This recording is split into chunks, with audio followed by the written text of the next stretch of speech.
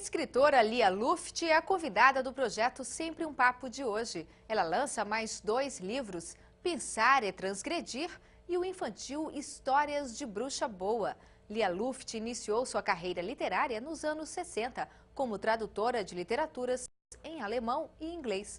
Traduziu para o português mais de 100 livros. Seus primeiros poemas foram reunidos na obra Canções de Limiar, em 1964. A escritora gaúcha joga com as palavras e com personagens. Cria, inventa. Assista a partir de agora Sempre um Papo com Lia Luft. É uma alegria voltar a Brasília, que é uma cidade que, com o passar dos anos, eu aprendi a amar, a apreciar, com esses belíssimos flamboyantes, em vários tons de vermelho e laranja, né, nessa época do ano.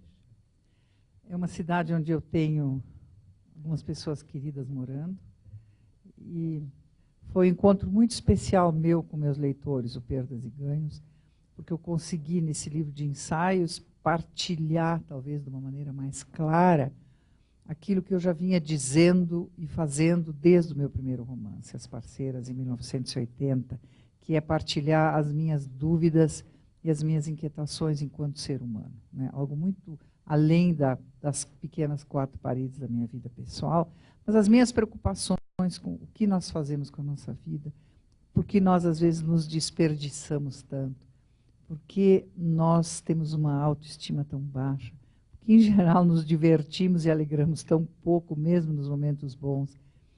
O mistério, né, o conflito das relações humanas, interpessoais, amorosas, familiares, né, a questão do nosso destino, a vida, a morte, esse segredo que cerca tudo, né, que é tão fascinante.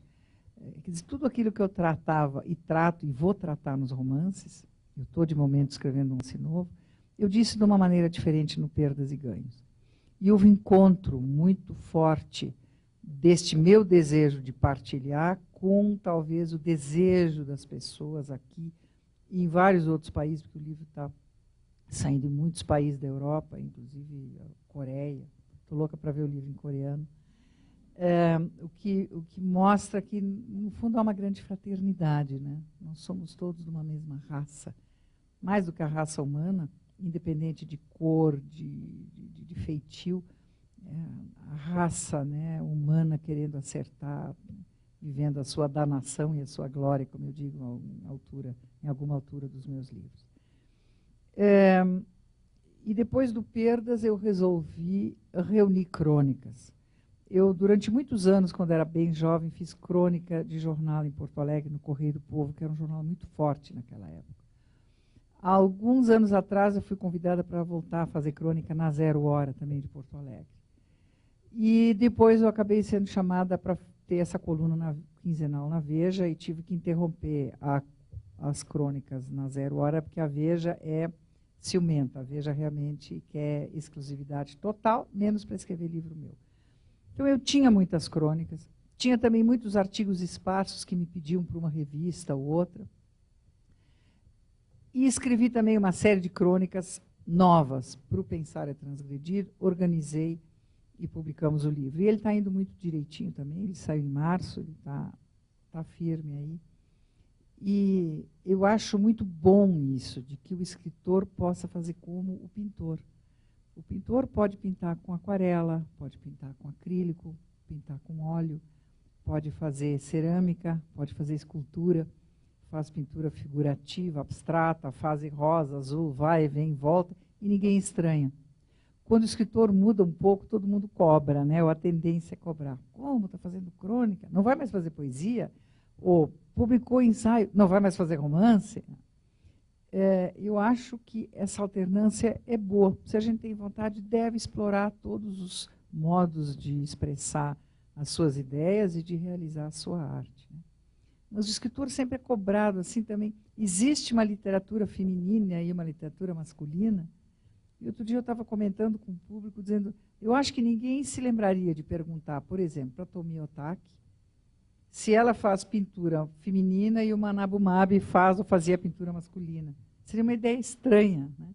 Inclusive, dos meus 3 filhos, uma que é filha, mulher, que mora no andar de cima da minha casa, é pediatra, é pintor e acabou ilustrando As Bruxas.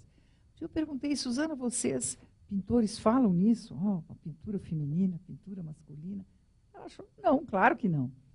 Então, acho que o escritor é muito cobrado, e depois eu entendi por quê. Porque o escritor lida com a coisa mais íntima que nós temos, que é a palavra, que é o nosso pensamento, né? E, de maneira que o Pensar saiu assim, ele não é um livro como o Perdas, porque ele foi realmente de artigos esparsos que eu reuni. Existe um clima parecido. Eu fiz uma introdução, de novo, como eu fiz no Perdas, eu fiz no Pensar, que é esse vermelhinho ali, chamando o leitor, né? O leitor, nos meus primeiros anos, eu comecei a fazer uma carreira, quer dizer, ser mais conhecida em 1980, porque As Parceiras saiu na Nova Fronteira, que era uma grande editora do Rio, etc. Nos primeiros romances, o leitor, para mim, era uma coisa quase inexistente, né? Eu sabia que um dia, se fosse publicado, o livro seria lido. Mas era uma coisa vaga para mim. O leitor não tinha muita existência para mim. Os meus romances eram monólogos. Eu ia inventando, criando aquelas famílias doidas, fazendo aquela coisa. Em 1996, eu escrevi um livro chamado O Rio do Meio. O Rio do Meio é um prolegômeno, né? O Rio do Meio é um anúncio do Perdas e Ganhos. Claro que na hora eu não sabia disso. Porque é um tipo também já de ensaio, é uma prosa. Eu ponho algumas coisas de ficção no meio, invento umas historinhas. Mas ele é muito na linha já do Perdas. Depois vieram mais romances, veio mais poesia. E no Rio do Meio, então, de 96, pela primeira vez eu comecei a sentir mais o leitor. Eu não só monologava, eu comecei a conversar com o leitor, que é uma pessoa fictícia, né? Então, eu hoje digo que o leitor é meu amigo imaginário. Eu, quando era criança, tinha muitos amigos imaginários, né? Eu nasci numa casa, era uma família muito divertida, muito engraçada. Eu era uma criança muito protegida, éramos só eu e meu irmão mais moço, uma casa muito grande. Mas eu era uma criança com muita fantasia, né? Muita imaginação. Então, eu tinha amigos imaginários, familhinhas inteiras, pequeninhos assim, que eu sentava no peitoril da janela e conversava com eles. Era bem doidinha, assim, nesse sentido. E comecei a me dar conta de que o leitor, que é um resumo de todos vocês e mais tantos outros, milhares e milhares hoje em dia, realmente é o meu amigo imaginário. Ele não tem rosto, ele não tem cor, ele não tem altura, ele não tem sexo, mas ele me espia em cima do meu ombro quando eu vou fantasiando, imaginando, escrevendo, reescrevendo tantas vezes. No Perdas e Ganhos isso ficou muito claro. Aí eu acho que, não sei se no Rio do Meio tinha feito isso, mas no Perdas eu claramente chamo o leitor. Venha refletir comigo, venha inquietar-se comigo, venha questionar comigo. Portanto, o Perdas não é um livro bonzinho, né? Ele não é um livro consolador, ele é, ao contrário, um livro que eu acho que é para mexer com as pessoas, como esses temas mexem comigo, né? E no Pensar eu resolvi fazer uma introdução, eu acho que ela é semelhante, obviamente eu não sei de cor, mas tipo assim, quer pensar nessas coisas? Vem comigo, né? Isso eu faço de propósito, assim, chamando. Também comecei a inovar no sentido de que os capítulos, em geral, são iniciados por um poema. Às vezes um poema meu mais antigo, mas às vezes poemas que eu faço naqueles dias que me ocorrem de propósito. Então, eu acho que uma das coisas boas, quando a gente vai amadurecendo, é que a gente se diverte mais, a gente está mais livre, a gente já mostrou o serviço à beça, né? A gente já passou por toda a fase maravilhosa e tão cansativa também, de ser jovem, de ter que mostrar serviço, de ter que fazer vestibular, de casa, não casa, tem filho, não tem filho, como educa, como não educa, e mercado de trabalho, e conta, e compra casa, não compra. Né? A gente está sempre atolado de compromissos. A juventude, o começo da vida adulta, a gente é muito cobrado, né? A gente se cobra muito. É uma época em que todas as coisas a gente é meio afobado, né? E com a passagem do tempo, a gente começa normalmente a se sentir um pouco melhor na própria pele. Coisas pelas quais eu arrancaria os cabelos aos 30 anos, hoje eu olho, e a maior parte das pessoas da minha idade, eu acabei de fazer 66, a gente olha, vai passar, vai se arrumar, as coisas vão se ajeitar, né? Ou, às vezes, não. Às vezes, a briga e a luta continuam as mesmas que quando a gente tinha 10 anos, ou 20, ou coisa assim. Então, eu gosto exatamente de fazer um pouco, umas certas provocações, como começar os capítulos com um poema meu. Por que não? O livro é meu. Né? Isso é como meu querido amigo e compadre Érico Veríssimo, nós temos os amigos, ele e a Mafalda eram padrinhos do meu filho do meio. E havia uma história muito engraçada, que até hoje nós contamos, que num dos romances, acho que o Senhor Embaixador, ele tem uma cena de um casal namora, transa. Minha filha diz, mamãe, não fala trepa, quem trepa é macaco em árvore. Diga transa. Um casal namora dentro do box do banheiro. E uma das nossas amigas dizia, Érico, é impossível. Dentro de box de banheiro tão pequeno, ninguém consegue fazer aquelas coisas. E o Érico disse, o livro é meu, o banheiro é meu, as pessoas são minhas, eu faço como eu quero. E de maneira que o pensar é uma série de crônicas, mas não são jogadas ao acaso. Deve haver um fio qualquer que costure, e espero que dê uma unidade a tudo isso. E, de repente, me aparece o Livro das Bruxas, que é este engraçadinho aqui. O Livro das Bruxas saiu agora, faz poucas semanas, 3 semanas, um mês, uma coisa assim. Então, eu quero esclarecer algumas coisas. Eu não escrevi um livro para crianças, eu não fiz um livro infantil, eu não sentei um dia e disse assim, vou escrever um livro para crianças. Eu acho que todos os escritores acabam sendo eventualmente convidados para várias editoras, e comigo aconteceu também. Faça um livro infantil, não quer fazer um livro infantil? Eu não tenho o menor jeito, nem vontade de fazer um livro infantil. Mas, há 2 anos atrás, quando a minha única neta mulher, mora na minha casa, no andar de cima, com sua mãe e minha filha e seu pai, ficou esperando gêmeazinhas, ela muitas vezes descia e vinha dormir comigo à noite. E a gente ia inventando histórias. Eu comecei a inventar histórias de uma bruxa boa, que na verdade era eu, que eu era uma bruxa disfarçada de avó, e que ela era minha ajudante de bruxinha, e começamos a inventar histórias. Então, um dia eu me lembro que eu disse assim, e ali na esquina, onde tem uma coisa que em Porto Alegre a gente chama boca de lobo, uns buracos que tem embaixo do meio-fio, acho que é para escorrer água pluvial ou coisa assim. Ali moram 2 bruxas muito más. E aí ela disse, e elas se chamam Cara de Janela e Cara de Panela. E eu digo, tudo bem. Aí ela disse, a cara de janela tem uma cara assim, e a cara de panela tem uma cara assim. Então, tá. E várias outras coisas, de vez em quando ela intervinha, ou eu contava coisas da nossa realidade, por exemplo, quando se escolhia o nome das gêmeas, quando se viu que eram 2 meninas. E eu comecei a encarnar e tal, me diverti tanto com esse negócio das bruxas. Eu estava traduzindo um livro meio difícil, um livro sobre olhar na fotografia, uma coisa assim. Eu me diverti enormemente. Então, eu peguei uns potezinhos de vidro e botava dentro purpurina dourada, prateada, vermelha, e escondia atrás dos livros do meu escritório e dizia para ela aqui, ó, isso são as poções mágicas das bruxas do livro. E aí um dia eu falava essa frase que aparece no livro, unidunité, salami mingue, blá, blá, blá, não me lembro mais como é. E eu dizia, isso é linguagem de bruxa. Aí um dia ela disse, vovó, tem letra de bruxa, porque ela estava aprendendo as letras, assim, brincando. Aí eu fiquei, que letra que eu vou inventar? E me lembrei que eu tenho alguns livros escritos, impressos em alemão gótico, que não é o mesmo alfabeto nosso. Aí fiz uma safadeza com a menina, digo, olha, isso aqui, tá vendo? Isso é linguagem de bruxa escrita. E de vez em quando ela dizia, vovó, bruxa existe? Fada existe? E eu respondi uma coisa na qual eu fui muito sincera. Eu disse, filha, para quem acredita, existe. Para quem acredita, existe.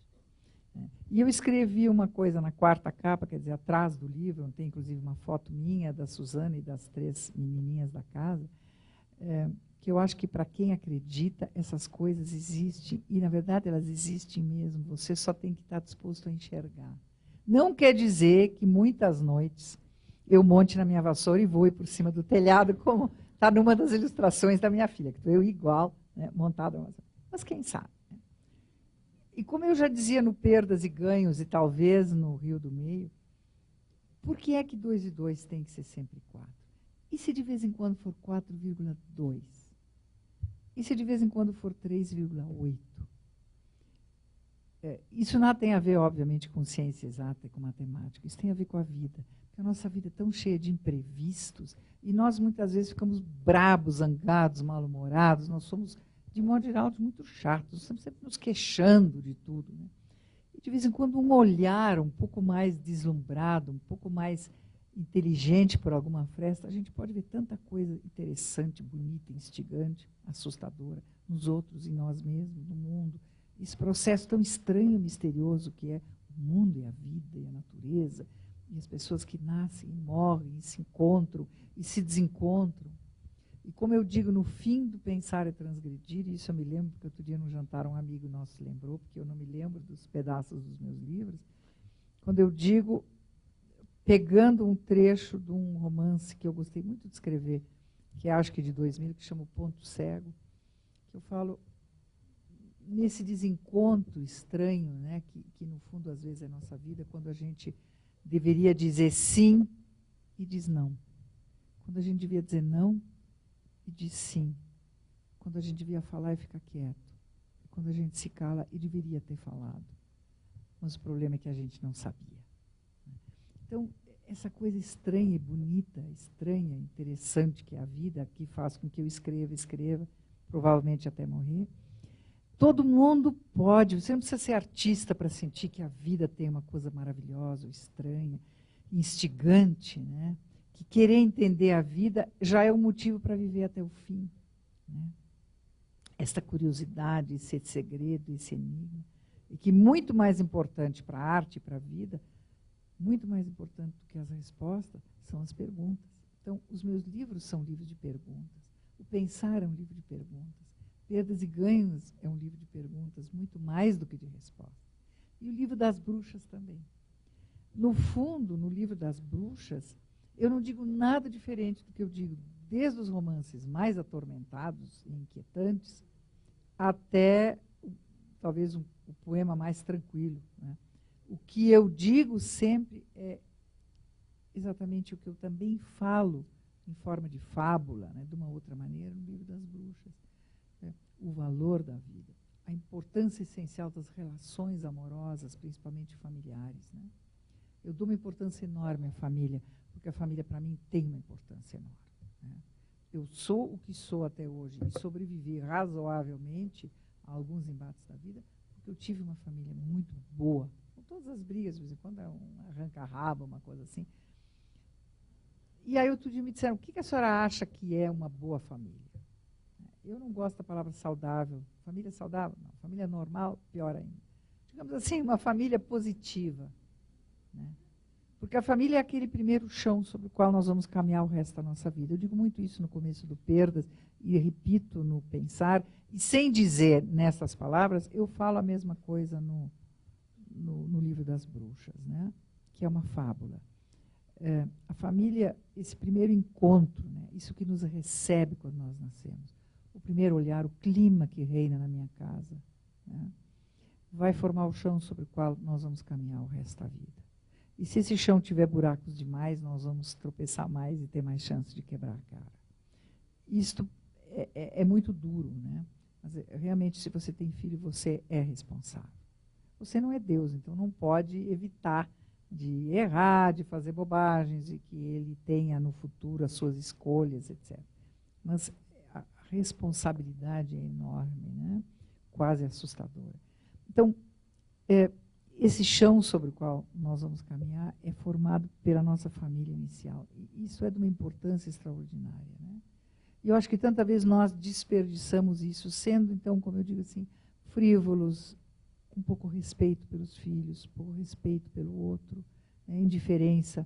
Agora, numa entrevista há pouco, o jornalista me perguntou, fez uma pergunta muito safada, ele disse que há um movimento por aí, não sei o quê, para proibir os pais de castigarem os filhos fisicamente. O que eu acho? Bom, eu só posso dizer que não se deve nunca castigar um filho fisicamente. Agora, também posso dizer o seguinte, que uma palmada eventual na bunda de uma criança malcriada, se não é dada com raiva e ódio, certamente vai fazer menos mal do que a indiferença, a frieza, né, o desrespeito, o clima hostil. Porque esses não machucam a bunda de uma criança, eles machucam a alma e ela é mais difícil de curar. Eu tenho que ter muito cuidado com o que eu digo, senão vou fazer com o artigo que eu escrevi para a Veja sobre as baleias, né, que todo mundo depois, os presidentes das associações de animais e protetores das baleias mandavam e-mails enfurecidos dizendo que eu odeio animais, não sei o quê. Não é nada disso. Na verdade, os artigos da Veja, a gente que é colunista tem a mais completa liberdade, menos em duas coisas. O espaço. Eu não posso escrever nem 3 linhas, nem 3 páginas, há um certo espaço. E o título. A Veja coloca o título. Isso é uma coisa que eles pedem comigo. Então, eu não teria escrito o título assim, parece que é Baleias Não Me Emocionam.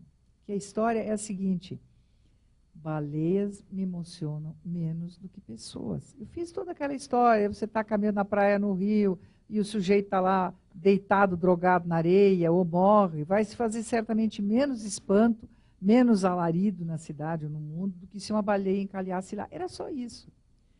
Mas as pessoas ficaram... Algumas me entenderam, mandaram e-mails, é isso mesmo. As outras ficaram com ódio mortal. Então eu preciso ter muito cuidado, senão vão sair daqui dizendo a Lia é a favor do espancamento das crianças.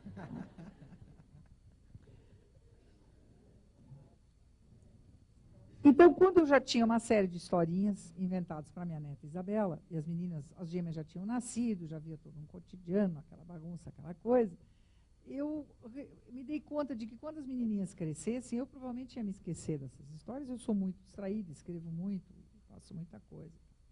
Aí aquela famosa frase que minha mãe já dizia, a Lia está sempre no mundo da lua. E minha filha também diz, e minha neta falou, vó, está de novo no mundo da lua, porque eu sou muito distraída.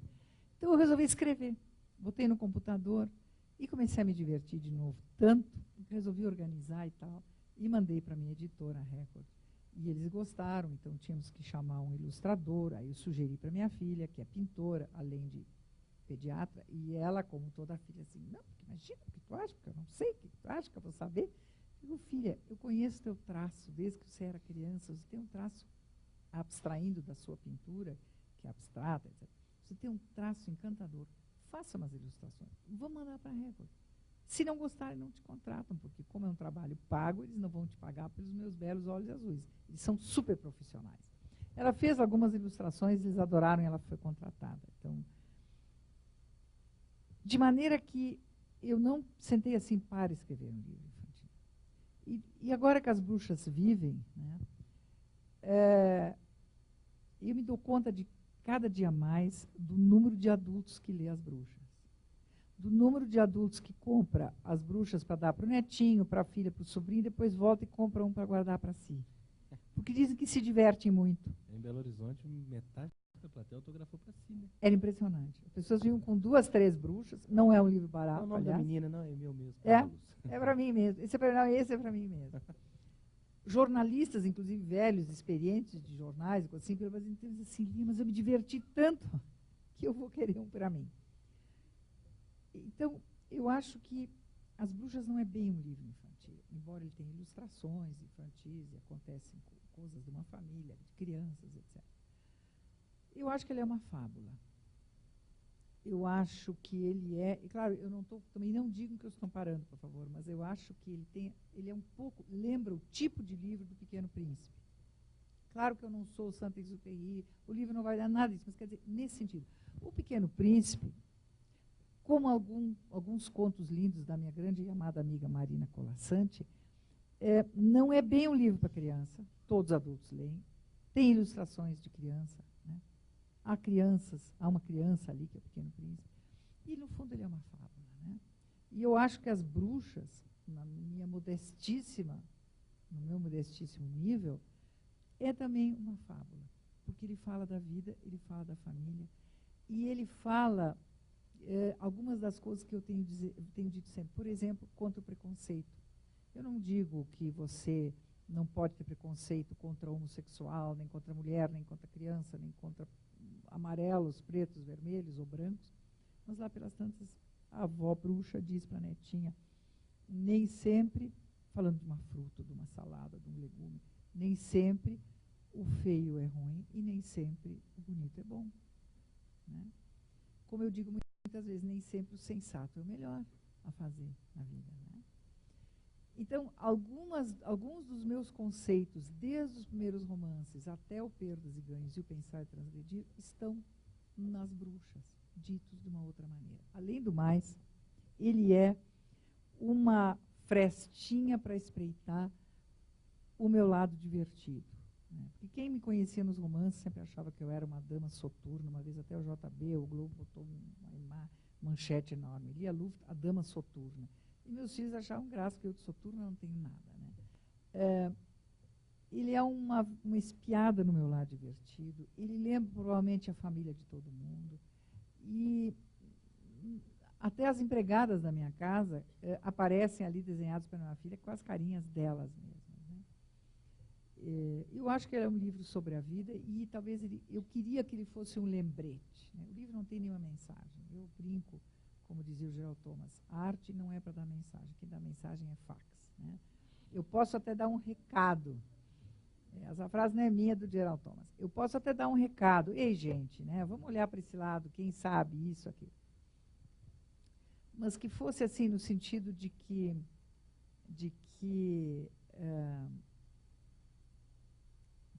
para a gente ser feliz, que quer dizer para mim, sentir-se bem na própria pele. Ser feliz é ter afetos e projetos. Enquanto você tem afetos e projetos, você pode ter uma perna só, você pode estar meio cego, você pode estar torto, velho, moço, doente, não importa. Mas você, no fundo, é um ser humano feliz se você tem afetos e projetos.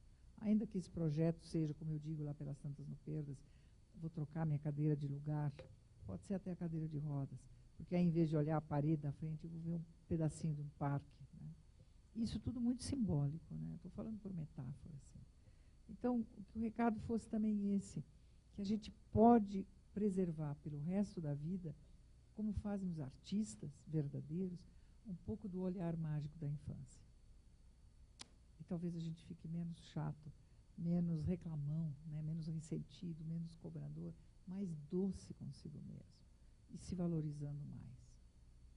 Eu fui durante 10 anos, de 70 a 80, professora universitária. Eu era professora de linguística. Era uma coisa muito grave, né? Eu era uma professora muito medíocre, porque eu tenho muita dificuldade com a coisa intelectual, o rigor científico é o meu ponto fraco, total. Mas eu tentei durante muitos anos. E muitas vezes eu dizia para os meus alunos, digo, gente, vocês são muito melhores, vocês são muito mais inteligentes e mais capazes do que a universidade, a família, a sociedade e até mesmo eu fazemos vocês sentir que são. Então, eu acho que esse livro das bruxas é um livro alegre, é um livro divertido. Eu não estou dizendo que ele é um livro bom, eu só estou dizendo que ele é alegre, ele é divertido, ele é um livro da vida, né?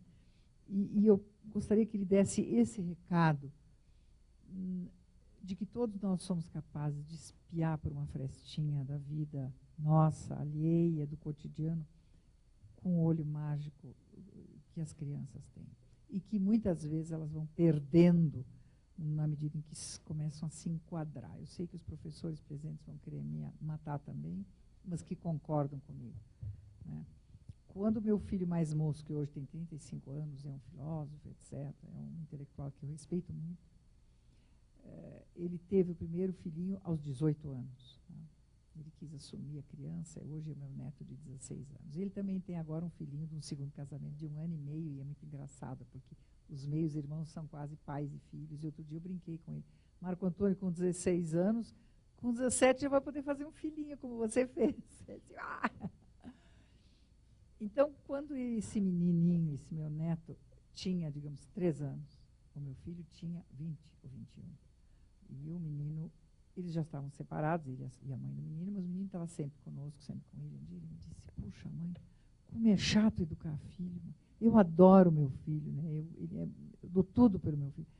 Curtia muito. Educar é muito chato, porque toda hora você tem que dizer de novo, né? Quando vai fazer pipi, levanta a tampa do vaso, não fala de boca cheia, escova dente, faz isso, faz aquilo.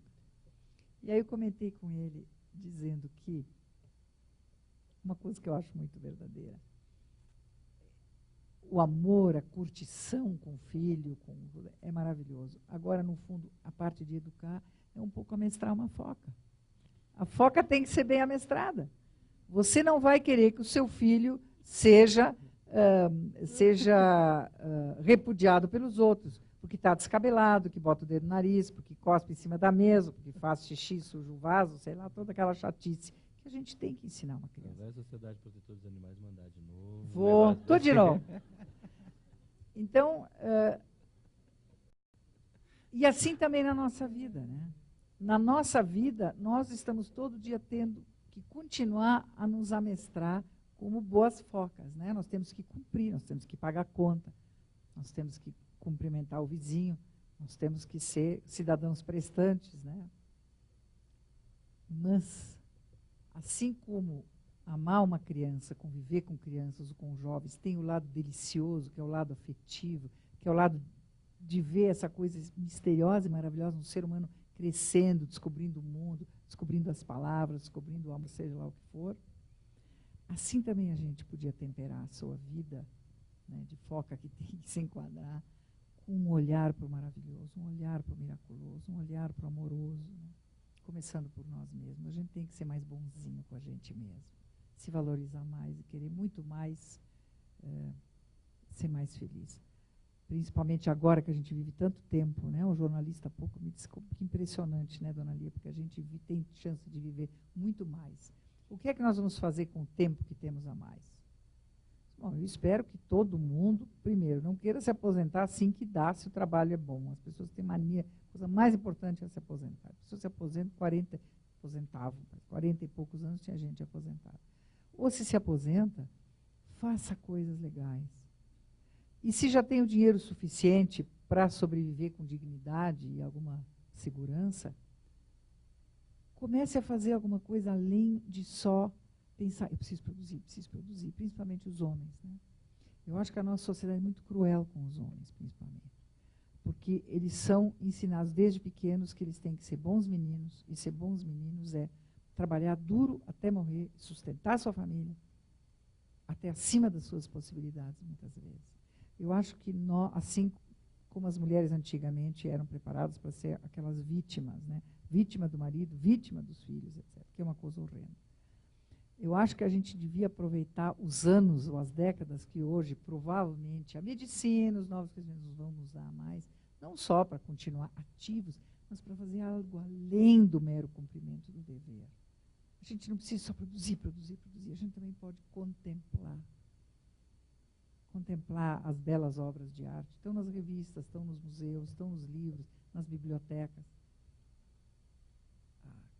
Curtir a beleza da natureza, curtir o afeto dos outros, né? Nos dá prazer, desde que não seja passando por cima do cadáver de alguém. Então, eu tenho a impressão que todo o nosso mundo, que está numa mudança vertiginosa e muitas vezes assustadora, que tem tantas coisas assustadoras como droga, violência, modificações muito rápidas nos valores sociais, familiares, a gente às vezes não sabe bem o que fazer.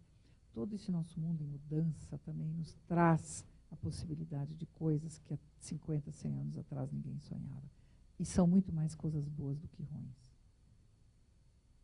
Desde que a gente olhe um pouquinho com o olhar de quem talvez se divirta lendo As Bruxas. Então, eu acho que eu já falei demais, vocês já estão quase dormindo. E eu agora vou passar... Já falei que chega? Vou passar a palavra para vocês. The boss aqui, que manda em mim. Eu quero que vocês tenham a palavra agora e façam perguntas, que a gente se divirta um pouco conversando. Obrigada.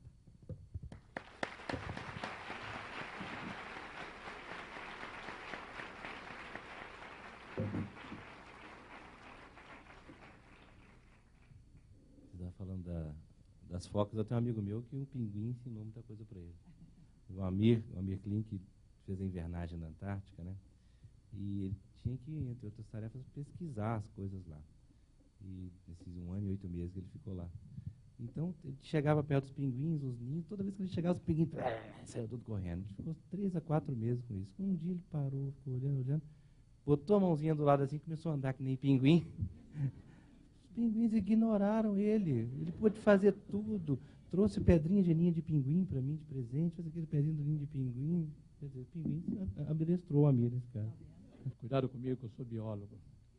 Como é que você chama? Pinguins, Jamir. pinguins, baleias, etc. É, tudo. Sou biólogo formado na Amazônia. Oi, que lindo. Sou goiano formado na Amazônia. E estou começando a minha vida de escritor, depois de velho. Que idade você tem? Eu tenho 54. Maravilha. Olha, Pedro Nava começou com 60, eu acho que Guimarães começou Com 42. com 43, Pedro Nava com 60. É uma boa ideia. Depois dos 40, o ser humano começa a ficar interessante. Depois de 50, mais ainda. Você está... né? Verdade. Fala, querido. Então, você já está quase respondendo o que eu queria. Eu gostaria de saber o que você recomenda para um pré-escritor. Isso em qualquer idade e em qualquer lugar do mundo. Eu, que não sou modelo para nada, eu sou o tipo assim, a pessoa que fez tudo errado e acabou dando certo. Eu fui péssima aluna, eu não gostava de estudar, eu tinha ódio de escola, era tudo um inferno.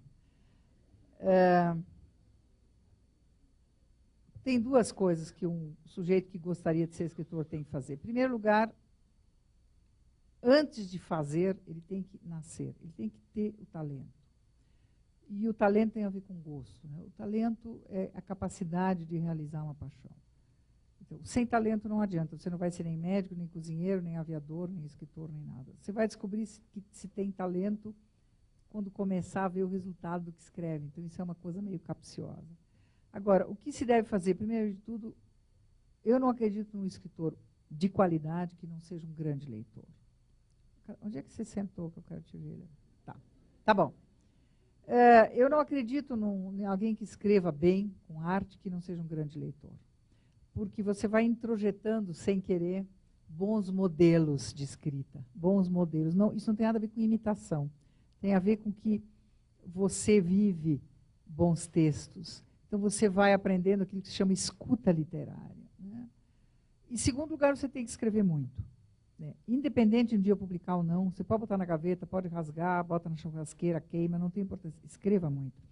Porque também tem isso, você precisa dominar seu instrumento, né? Você deveria um dia chegar, assim, eu escrevo como respiro. Isso não quer dizer que você não corrija milhares de vezes, eu reescrevo milhares de vezes, dezenas, centenas, não sei, de vezes as minhas coisas. Eu sou super exigente, cuidadosa, eu gosto de escrever, gosto de brincar com as palavras.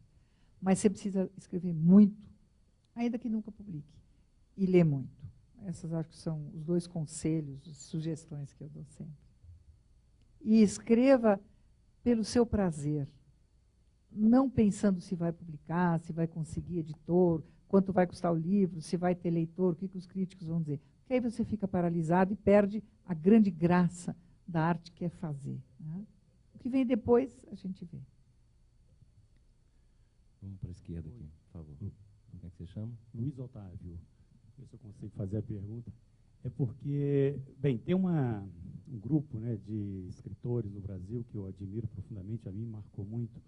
E eu me senti assim, meio culturalmente, meio órfão, né, com a morte do Fernando Sabino, agora recente.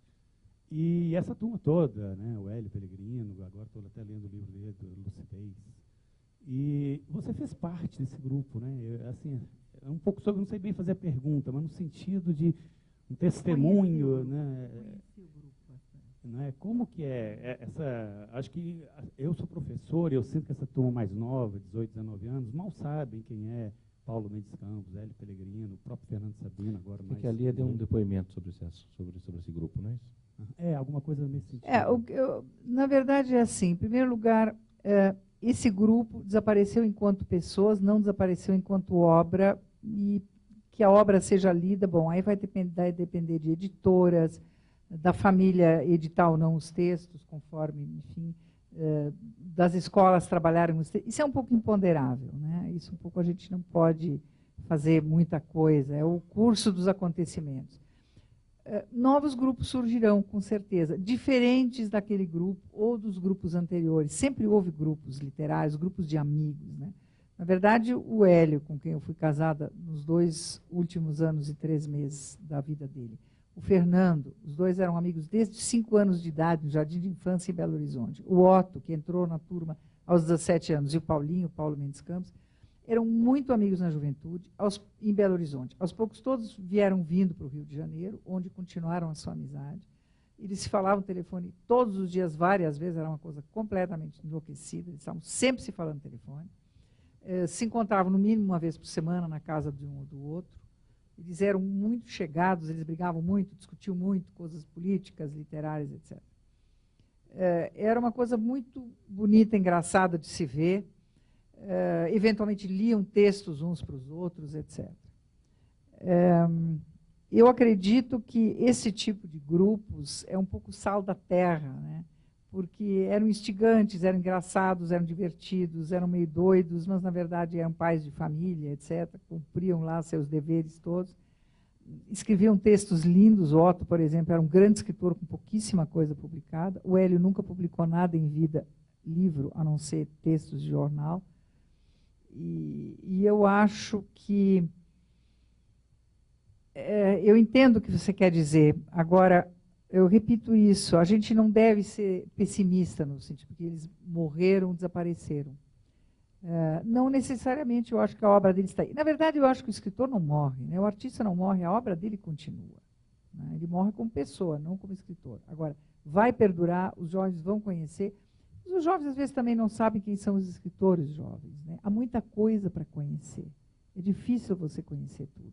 Eu mesma, a grande maioria dos novos escritores, eu não sei, não conheço, eu não consigo ler. Então, eu acho que a gente tem que procurar ter uma visão um pouco mais otimista. Assim, a obra dele está aí. Né? E cabe, então, aos editores, às famílias, às escolas, às universidades, que esses textos desses homens maravilhosos e de tantos outros não morram. Né? Então, aproveitando, faço propaganda. A obra do Paulo Mendes Campos foi toda reeditada pela Civilização Brasileira. A obra do Otto, grande parte dela está na Companhia das Letras. A do Fernando é fácil, está toda na Record, sempre teve, desde a década de 70, quando ele vendeu a Sabiá. E o Minérios Domados e a Burrice do Demônio, que são os 2 livros póstumos do Hélio, estão na Rocco. É o que eu me lembro aqui de cabeça agora, sendo que a Planeta agora, né, publicou 2 livrinhos lindos póstumos do Hélio, né? Como é que chama? Aquele do Natal. Um é de Poemas de Natal e o outro parece que é Arquivinho. Também da Editora Planeta. Isso. Muito obrigado. Vamos aqui, a próxima pergunta. Boa noite, é um prazer, né, poder participar aqui desse momento único. Como é que você chama? Lucimar. Eu, na verdade, tenho 2 perguntas, se houver tempo. Né? A explanação da senhora com relação à pergunta do biólogo aqui, de uma certa forma, já atende ao que eu gostaria de perguntar. É o seguinte, eu também escrevo, né, gosto de escrever, e geralmente as ideias, a vida da gente fornece material farto para o que a gente quer escrever. Então, de repente, eu estou fazendo uma caminhada no parque da cidade e me vem, assim, ideias mil. Então, eu chego, vou para o computador, pego meu papel e lápis e escrevo aquilo. Quando eu termino, que leio, não era nada daquilo que eu queria falar. Então, assim, gera uma frustração. Então, eu queria saber como é que já aconteceu isso na sua vida, como é que você lidou com isso. Claro, descompromissada, eu não estou preocupada assim, de vender livro, mas eu fico meio frustrada de que alguém que vai ler aquilo não vai sentir o que eu senti. Né? E tem toda a razão, não vai. Não vai. É impossível. É impossível. E essa é uma das coisas interessantes. Você vê que eu sou uma pessoa que meu grande inimigo seria o tédio. Eu sempre preciso uma coisa que seja meio interessante. Né? O interessante é isso. Mas as pessoas que vão ler teu texto vão sentir outras coisas que você nem imaginava. Então, esse é um dos mistérios da comunicação, do autor com seus leitores. Eu tenho certeza que 80% do que eu realmente pensei que estava dizendo não vai ser apanhado pelo público, mas o público vai recriar em cima do meu texto, com seus próprios sentimentos, lembranças, fantasia e emoções e passado, etc., um outro texto que é o dele. Não sei se você está entendendo. Então, você pode ler um poema e escrever um poema, um vai achar isso, outro vai achar aquilo, vai achar aquilo. Isso que é o bonito da arte. Na arte não existe, a arte não é uma camisa de força. Né? Então, não importa se você acha que não conseguiu transmitir aquilo que você queria. Uma outra pessoa lendo teu texto pode ter até mais emoção do que você quando caminhava pela rua. a incomunicabilidade parcial e bastante grande entre os seres humanos, que gera tanto conflito, solidão, mal-entendidos, também gera esse, não é bem ansiedade, esse assombramento, esse coisa, né, da arte. Da arte. Próxima pergunta, por favor. Posso, então, fazer a minha segunda colocação? É o seguinte, eu não li ainda o Pensar e Transgredir todo, e eu queria só perguntar o seguinte, o Pensar e Transgredir é a partir do Albert Camus, que diz que viver é transgredir? Tem alguma relação? Não, eu sinceramente confesso minha ignorância. Eu li bastante coisa de Camus quando era jovem, mas não me lembrava dessa frase de Camus. Talvez até esteja no meu inconsciente, mas não foi. Porque eu digo lá pelas tantas, numa das crônicas que formam o Pensar, que pensar é transgredir a ordem da superficialidade, né? Que nós vivemos de uma maneira muito frívola e superficial. Em geral, claro que eu estou generalizando, então também estou errando, né? Mas é que eu tenho que dar um jeito de falar as coisas. Que nós temos uma tendência para ser muito frívolos e superficiais, né? Nós vivemos numa sociedade que é do aparecer, né? Mais muito pouco interiorizada, né? Com todas as coisas lindas que ela também tem. Então, pensar é transgredir essa ordem da frivolidade. Você para de correr e de repente para pensar. Parar, olhar, escutar. Então, no fundo, refletir é transgredir essa ordem do superficial, né? Em que nós estamos mergulhados e que nos assedia com toda a propaganda da mídia, etc., etc., em que você tem que ser alto, lindo, magro, daí já me ferrei, né? Rico, tesudo, ter um marido deslumbrante, ou uma mulher mais gostosa do mundo, e o carro do ano, e não sei o quê, e um iate. E se tem isso, então também tem que ter um apartamento em Paris, e se tem isso, vai ter que ter uma pousadinha qualquer na Lua. Então, nós vivemos... Então, nós nos acordamos de manhã e nos frustramos. Se não tivermos uma bagagem interior, se a gente, de vez em quando, não parar, transgredir essa ordem da superficialidade e criar seus próprios valores para ser mais feliz, para se divertir mais, né? Vamos caminhando para o final do evento. Vamos fazer a última pergunta antes dos autógrafos. Boa noite, meu nome é Ronaldo. No seu livro, Perdas e Ganhos, me iluminou muito para que eu pudesse chegar ao tema da minha monografia do final de curso, cujo tema é Nuances da Velhice, uma questão subjetiva em Lia Luft e Clarice Lispector. Então, foi através desse livro que me veio a ideia de fazer uma literatura comparada de Lia Luft e Clarice Lispector sobre aquele capítulo de Perdas e Ganhos, Velhice e Por que Não? Então, gostaria de fazer uma pergunta. Gostaria de saber se você traz em seus romances algum traço de Clarice Lispector. Obrigado. Isso é uma coisa, quando eu comecei a publicar, aconteceu o que acontece em geral, as pessoas procuram enquadrar em algum lugar. Quem é essa escritora, essa Lia Luft, que está fazendo uns romances assim meio diferentes? Então as pessoas tendiam a dizer, Clarice Lispector, Lígia Fagundes Telles. A Lígia é uma grande amiga, eu acho que nós duas somos da mesma, ela diz que somos da mesma família de escritores. Nós temos uns temas comuns, mas escrevemos de forma completamente diferente. Eu acho que eu tenho pouca semelhança com a Clarice é muito mais metafísica do que eu. A Clarice é muito mais profunda do que eu. A Clarice é muito mais abstrata do que eu acho. Não sei. Eu não acho tanta semelhança assim com ela. É inevitável que tenhamos alguns temas comuns, como com dezenas, centenas de outros escritores, homens e mulheres do mundo inteiro. Um deles ela tem um conto muito doloroso, que acho que é Feliz Aniversário, uma coisa assim, daquela velha que está sozinha, enquanto a sua família festeja ao seu redor. E eu tenho esse capítulo em que, de propósito, eu usei termo. Eu não gosto muito, me perdoem também, não me crucifiquem, os que trabalham com os maravilhosos grupos e ideias e livros da terceira idade. Eu implico um pouquinho, que eu adoro implicar com as coisas, por isso pequena, castigo eterno. Mas, com terceira idade, por que nós não temos coragem de dizer velhice? Em primeiro lugar, que a terceira idade já não é aos 60 anos. Eu estou em plena maturidade. Nós não somos mais velhos aos 60, somos velhos aos 80. Não importa o que dizem as organizações mundiais da saúde. Bobagem. Não é? E não é porque eu estou com 66. Mas veja bem... 1000 cartas. 1000 e-mails. É verdade, porque, veja bem, quando eu era menina, as minhas avós tinham 50 e eram mulheres velhas, realmente. Saudáveis, ativas, mas velhas. Se portavam, se vestiam, eram tratadas como mulheres velhas, né, com todo o respeito, carinho da família. Hoje, uma mulher de 60, de 70, viaja, trabalha, volta a estudar, não precisa também ficar saltitante e se vestir como se tivesse 15 anos. Isso é uma coisa que eu implico. Agora, eu acho que há um momento, por exemplo, com 75, 80 anos, eu espero que me deixem, pelo amor de Deus, ser velha. E dizer, eu sou velha. Agora, quero que eu diga, mas ela é uma velha engraçada, é uma velha bem-humorada, é uma velha meio louca, mas não é chata, não está sempre de mau humor, enchendo a paciência dos outros, etc. Então, como eu sou uma escritora, as palavras para mim têm muita importância. Por que nós temos tanto medo das palavras? As palavras são tabu. Eu me lembro da minha impressão quando um dia eu estava, muitos anos atrás, vendo um filme onde havia cenas tórridas de sexo, não sei o quê. Não era um filme pornográfico, né? Era um filme qualquer famoso, ou as pessoas brigavam e as palavras vinham com reticências. As pessoas não diziam nem bosta, muito menos a palavra com M, muito menos as outras, com F, com P. Era inicial e reticências. E, quer dizer, as pessoas faziam toda sorte de sacanagem, mas a palavra, aí me deu pela primeira, eu já era uma mulher adulta, já devia talvez até ser professora, eu digo, gente, que força que tem a palavra, como nós temos medo da palavra. E eu trabalho muito com isso. Então, nós temos medo de chamar velho, e eu fico imaginando, por exemplo, se um dos meus ídolos, por exemplo, Ingrid Bergman, aparecesse hoje, digamos que ela tivesse 80 anos, não sei, faz de conta que ela teria 80 anos. Então, o que eu vou dizer, Ingrid Bergman está na terceira idade? Também não imagino ela toda plastificada, imagino que ela teria feito pequenas correções, etc., etc., mas que eu acho que ela seria uma velha linda. Então, não preciso dizer que ela está na terceira idade.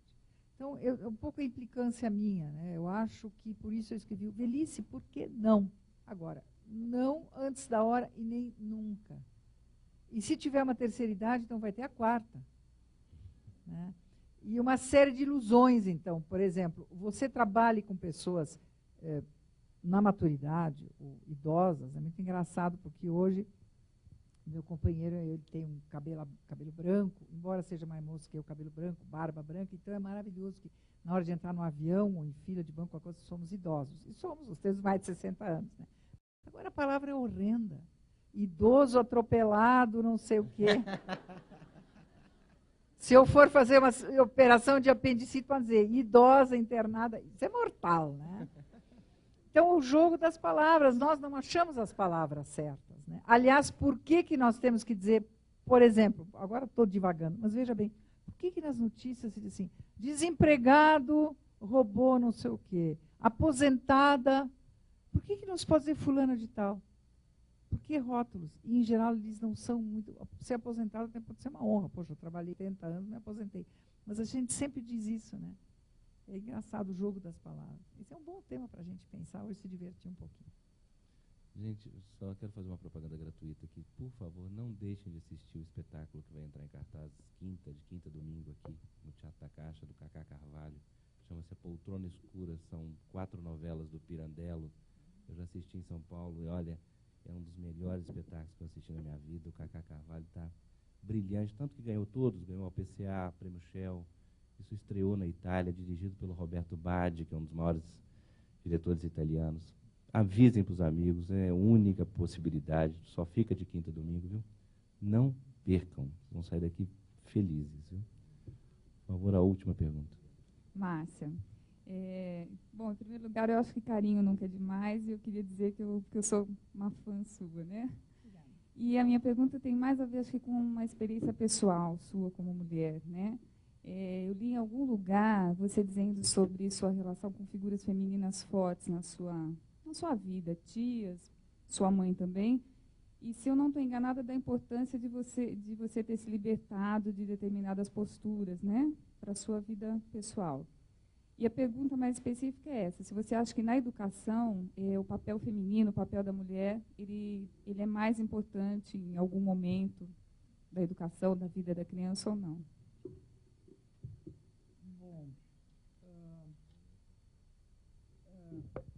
Yes, sir. Vou falar no microfone. É muito difícil dizer se o papel da mulher é mais importante, porque há fases, e há famílias, e há mulheres, e há filhos, e há maridos, né? É óbvio que no primeiro tempo da criança, a mãe é praticamente tudo. Inclusive, quem permite, e os psicólogos vão me apoiar nisso, eu não estou inventando, quem permite a entrada do homem na vida do filho, do pai e do filho, é a mulher. Né? Porque a união, o essencial é a mãe. A mãe precisa nutrir, amamentar, cuidar. O pai pode sumir, né? O homem das cavernas era polígamo, porque tinha que reproduzir a espécie. Então, ele tinha provavelmente as suas gueixas lá na caverna e fazia filho e seguia adiante. Não mudou tanto para alguns, né? Mas a essencial figura é a mãe. Agora, na educação, eu acredito que se precisa dos dois. O que é muito interessante, um dia eu vou escrever um livro sobre isso aí, todos mais vão querer me matar também, é a força, o poder assustador da mãe, que precisa ser muito cuidado. Eu acho que isso precisa ser muito cuidado. Primeiro, o pai tem que entrar, quando o pai está presente, o pai tem que entrar. Nós tendemos, as mulheres, a deixar o homem de fora. Não pode pegar o bebê, você não sabe que vai quebrar o pescoço, porque a barba vai espinhar, porque não sei o quê, sai daí, você não tem jeito. Depois, quando o filho cresceu e o pai não está nem aí, a gente se queixa. Nós, mulheres, somos bem chatas de vez em quando, né? Isso é uma tradição. Os jovens casais já têm muito mais chance. Vocês tinham que ver o que esse aqui curte as filhinhas dele, né? Os jovens casais são mais camaradas, de modo geral, em tudo, né? E os homens também precisam ajudar mais e curtem, uma coisa que os homens antigamente raramente curtiam. E a outra coisa é que a mãe tende a inconscientemente ser a dona do filho, né? Pela preocupação, para cuidar do filho, e se a pessoa não tem um certo equilíbrio, uma certa serenidade, toma conta do filho, senta em cima do filho, como se fosse um ovo no ninho, impede que ele cresça. Ou então aquela mãe que cuida bem do filho e depois diz assim, eu me sacrifiquei, eu cuidei, eu faço tudo para você, você agora não está cuidando de mim, você não está dando bola, está saindo com o seu namorado, está não sei o quê, não sei o quê, não sei o quê. Então, a mãe é uma figura muito poderosa para o bem ou para o mal. São as armadilhas que o inconsciente nos prepara, que são também muito perigosas. E a mãe, muito poderosa, fica mais terrível ainda quando ela se torna mãe vítima, né? A mãe vítima, a mãe sempre disponível, a mãe que está sempre aí se jogando no chão para o filho, causa muita culpa e raiva e mágoa, né? Então, a mãe vítima é a mãe não alegre. A mãe para quem, aparentemente, ou na realidade, esta relação com o filho, em vez de ser motivo de alegria, apesar da trabalheira danada, é motivo de lamentação, né? A mãe vítima não é uma mãe feliz, não é uma mãe legal. Então, eu acho que o peso da presença materna é muito forte, né? E que seja mais para o bem, inclusive para libertar o filho dela mesma, né? Então, tem que haver, muitas vezes, uma ruptura, seja grave, seja leve, em que o filho possa retornar para a mãe ou retornar para o pai, já moço ou adulto, tendo mais amizade do que sujeição. O poder da mãe é uma coisa tremenda. Que seja para o bem mais do que para o mal, né? Gente, brigadão pela paciência. Mais alguma pergunta? Vamos para os autógrafos lá fora. Muito obrigado. Tá bom. Tchau, obrigado.